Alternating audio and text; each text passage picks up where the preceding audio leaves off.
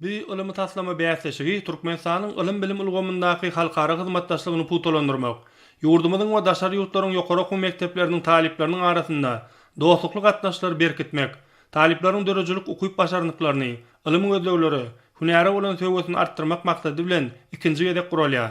Bäsleşigiň açylyş dawarasynda edilen çykyşlarda bellenýär ýaly. Birleşen Milletler Guramaty tarapyndan 2030-njy ýyla çelli döwür üçin durnukly ötüş ulgamynda gün tertibi kabul edildi. Türkmenistan gün tertibini işläp taýýarlamagy işen gatnaşdy we durnukly ötüşiň 17 maksadynyň ählisini ilkinjiler hatarynda resmi taýdan kabul eden ýurt boldy. Gahrman Arkadamyň Türkmenistan durnukly ötüşiň maksadlaryna ýetmeň ýoluny atly kitabyny Türkmenistanyň durmuş ykdysady siýasaty köp maksatlaryň häsiýeti eder. Bu ödüniň manysy boýunça durmuşy bähwitlere gönükdirilip, munyň ödi durnukly ötüşiň maksadlaryna laýyk gelýär diýilip nygytalýar.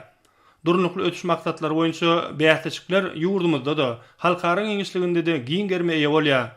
Bäsleşiň açylyş dawarasynda ýokary okuw mektebiniň Altynasyr Medeniýet merkeziniň çeper ölçeğleri aýdymsal çykyşlary ýerine ýetirdiler. Olarda berqarar döwletiň täze ýamynyň galkynçy döwrüniň ruhy joşgyny öýed beýany tapyp, beýik ötüşleriň wasfy ýetirildi. Durnukly ötüşiň maksatlaryna ýetmekde ýaşlaryň ornatly, ılımy taslama bäsleşiginiň birinji tapgyryna ýurdumyzdan hemde Özbegistan, Russiýa, Eýran, Gazagystan, Kyrgyzstan, Hytaý, Koreýa, Latviýa, Malaziýa, Polşa, Çernogoriýa, Sloveniýa döwletleriniň ýokary okuw mekdeplerinden 130 iş gödürilenip, olar eminler topar tarapyndan içkin teljerildi. Netijede onuň ikinji tapgyryna 38 sany ılımy taslama işiniň awtorlary gatnaşýarlar.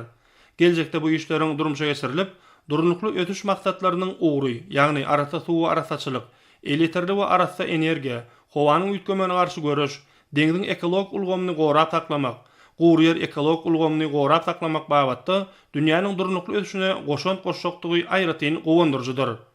Bäsleşige gatnaşylar şeýle giň gerimli, ılym bilim özgertmeleriniň başynda duran Türkmen halkynyň milli lider Gahrman Arkadamyň hemde hormatly prezidentimiz Arkadaly Gahrman Terdanymyň janlarynyň sag ömürleriniň uzak bolmagyny, il ýurt bähwitli, dünýä ähmetli işleriniň hemişe üstünlükleri betlenmegini arzu etdiler.